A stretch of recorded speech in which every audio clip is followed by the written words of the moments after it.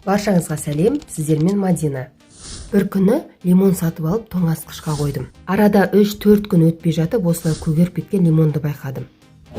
Себебі мен ол кезде лимонды дұрыс сақтау әдісін білмейтін едім. Ал бүгінгі видеода мен сіздерге лимонды дұрыс сақтаудың ең керемет лайфхагымен бөлісетін боламын. Ол үшін видеоны соңына дейін көрсеңіз, ары қарай лимонмен керемет шай демдеудің де тәсілін үйрететін боламын. Кеттік. Дәл осы әдіспен қысқа сақтап қойсаңыздар да болады бұл лимонды. Алдымен лимонды жақсылап жуып, осылай екіге, сосын осылай майдалап тура болатын боламыз.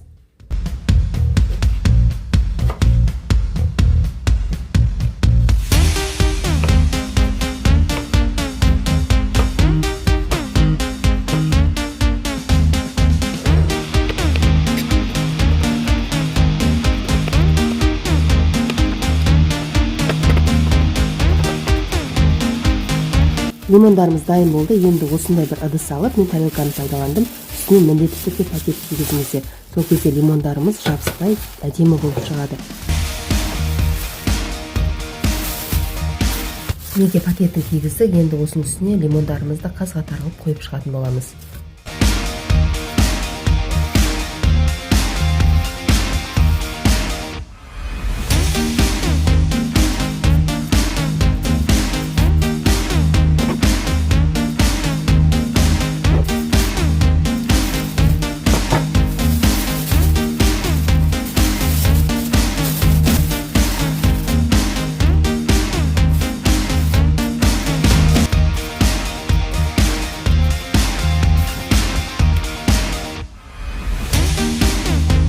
Дайын болды, енді тоңазытқышқа қоямыз. Менде тоңазытқыштан шықты.